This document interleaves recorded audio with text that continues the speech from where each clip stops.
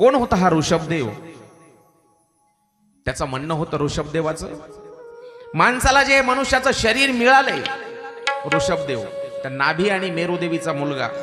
पहा, इतिहासामध्ये पुराणांमध्ये उगीच्या उगी कोणाचेही नावं नाहीयेत.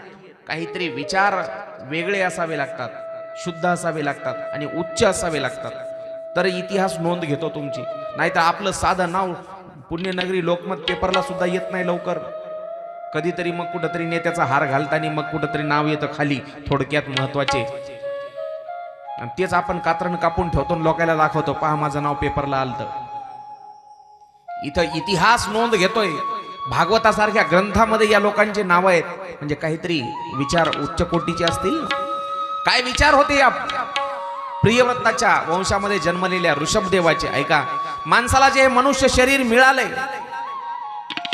तो कशासाठी मिळालंय? या मृत्यूलोकामध्ये विषयाचा भोग घेण्यासाठी नाही. या मृत्यूलोकामध्ये विषयाचा भोग घेण्यासाठी हे शरीर नाही मिळालं तुम्हाला. मग कशासाठी? अंतःकरण शुद्ध करून तप करण्यासाठी. तुमचं अंतःकरण शुद्ध करा आणि तप करा. विषयांचा भोग तर पशु आणि प्राणी देखील घ्यायलेत. कुत्रे, मांजर, बैल, गाढव, घोडे, हे मग त्याच्यामध्ये आणि आपल्यामध्ये फरक काय राहिला? हे सगळे विचार या ऋषभदेवाचे आहेत बरं का. तुम्ही म्हणाल महाराज तुम्ही असं बोलता, नाही, ऋषभदेवाचे विचार. पशु आणि पक्षी देखील, जनावर सुद्धा या विषयांचा भोग घ्यायलेत.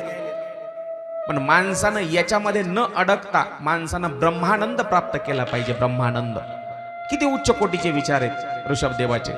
हा ऋषभदेव जो आहे, ऋषभदेव समता, समता, शांती, वैराग्य, अहिंसा, सत्य यांचा प्रचारक होता.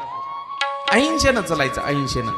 जीवन हे भोगासाठी नाही तर ईश्वर प्राप्तीसाठी आहे, असं त्याचं म्हणणं होतं. याचं लग्न कोणासोबत झालं? ऐका, इंद्राची कन्या जयंती, इंद्राची मुलगी जी जयंती आहे, त्या जयंती सोबत या ऋषभदेवाचं लग्न झालं. याला, या ऋषभदेवाला 100 मुलं झाली. 100 मुलं. महाराज तुम्ही म्हणाल महाराज तुमचे आकडे कधी बी शेकड्यामध्येच आहेत. मगाशी त्या प्रियव्रताला मुलं झाले किती? 10 मुलं झाले. 10 मुलं, 2 पत्न्या आणि 10 मुलं. याला आता 100 मुलं. होते पूर्वी इतिहासामध्ये, होते. एका राजाला तर 10,000 मुलं होते. 10,000. सगर नावाचा एक राजा होऊन गेला. त्या सगर राजाला 10,000 मुलं होते. एका ऋषीनं शाप दिला, सगळेच्या सगळे राख होऊन पडले होते. मग त्यांना पुन्हा जिवंत करण्यासाठी, त्यांना मुक्ती मिळवून देण्यासाठी भगीरथानं प्रयत्न केले आणि ती गंगा पृथ्वीवर आणली होती. 10,000 मुलं. आता याला 100 मुलं आहेत इतिहासामध्ये. जास्त लांब कशाला, एक पिढी मागं जा. 25 वर्षापूर्वी आपल्या घरामध्ये 10-10 मुलं होती. एका एका घरामध्ये 10-10 मुलं. पण हे आताच आपणच आणले, हम दो हमारे दो. त्याच्या पुढे नाहीच. आपला जन्मदर फार कमी आलाय. आणि काही काही लोकांचा पहा, एका एका घरात हम दो हमारे 25. बरोबर आहे. आपण हिंदूंनीच का बंधनं पाळायचे? आवाज कधी उठवायचा? त्याच्यासाठी समान नागरी कायद्याची गरज आहे. समान. आम्हाला 2 ना, मग तुम्हाला बी 2. मग तुम्ही जर 10 तर मग आम्ही पण 10.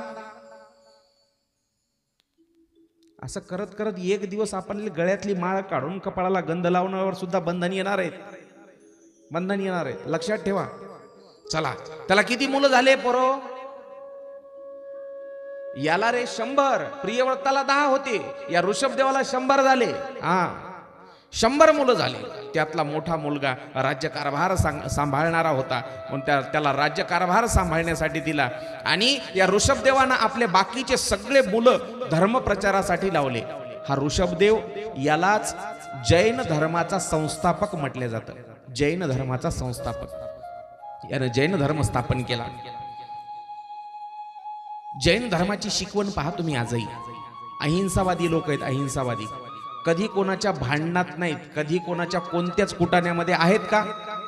सगळ्यात जास्त भारतामध्ये टॅक्स पेयर जर पाहिले, टॅक्स भरणारे, इन्कम टॅक्स भरणारे सगळ्यात जास्त पैसेवाले लोक हे जैन धर्माचे. जैन धर्माचे. भारतातला आजचा सगळ्यात मोठा बिझनेसमॅन गौतम अडानी. अडानी इंडस्ट्रीज, अडानी सोलार, अडानी ग्रीन, अंबुजा सिमेंट, अल्ट्राटेक, कोणाच्या कंपन्या आहेत या गौतम अडाणीच्या. जैन धर्माचे लोक पहा तुम्ही आजही फार पैसेवाले फार हुशार आहेत, कधी कोणाच्या भांडणात कुटाण्यात लफड्यात जात नाही, काही घेणं देणं नाही म्हणतात. आणि सगळ्यात जास्त टॅक्स भरणारे तीच सरकारला सगळ्यात जास्त पैसा देतात. चला अहिंसेचं तत्व, अहिंसेचं या ऋषभदेवानं सांगितलं, सगळ्यांना सांगितलं. धरतीवर प्रत्येक जीवामध्ये देव पहा, प्रत्येक जीवामध्ये देव पहा. कोणाचा द्वेष करू नका, मत्सर करू नका, हिंसा करू नका, हिंसा करू नका. द्वेष फार अवघड आहे. समोरच्यानं एखाद्यानं बोर पाडला, त्याच्या बोरला पाणी लागलं की शेजारच्या या आपल्या पोटात दुखते, आपल्या पोटात दुखते. एकाचा पोरग नोकरीला लागलं की आपल्या पोटात दुखायला लागते. याला द्वेष म्हटले, द्वेष. मत्सर म्हटलेले मत्सर. सर्वांना देव माना. सृष्टीच्या कणाकणामध्ये ईश्वर भरलेला आहे.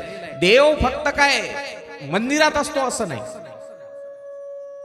माणसामध्ये देव शोधायला शिका. माणसामध्ये फक्त मंदिरातच गेल्यावर देव दिसतो असं नाही. प्रत्येकाच्या हृदयामध्ये देव बसलेला आहे. पण आपण आपले वेडे माणसं तीर्थक्षेत्रावर जाऊन देव शोधण्याचा प्रयत्न करतात.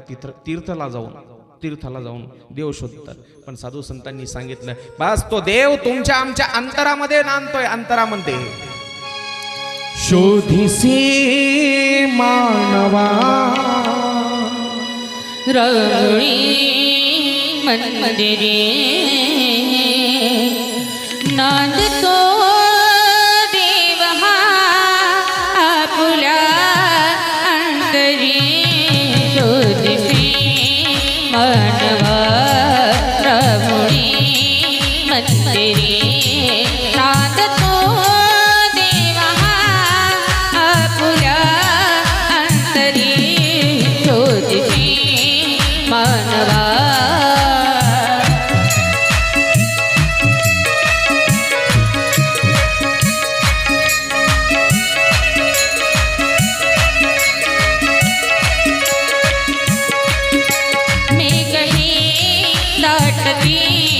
कोटणी अंबरी सुरये शिखते वाजते पाचरी.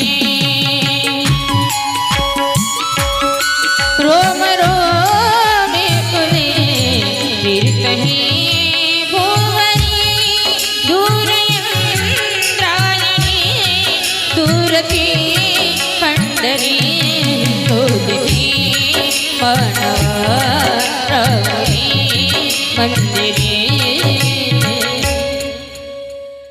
शोधिसी मानवा रावळी मंदिरी. पण तो मंदिरात न राहता कुठं राहतो?